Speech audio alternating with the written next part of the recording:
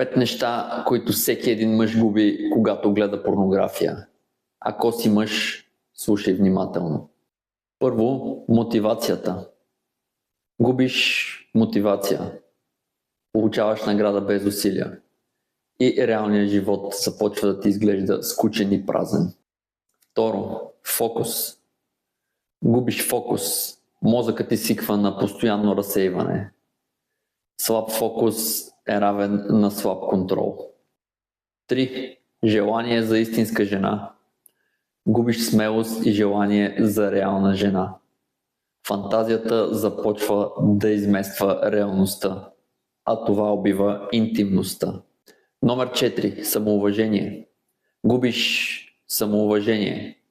След всяко гледане знаеш, че си се предал и това остава в теб. И номер 5. Контрол над импулсите. Губиш контрол над импулсите си. Казваш да на всяко желание, а мъж без контрол е лесен за управление. Порнографията не ти взима всичко изведнъж. Тя те прави слаб, бавно, всеки ден. В следващото видео ще говоря как можеш да излезнеш от този цикъл. Ако това е твоята битка, просто ми пиши.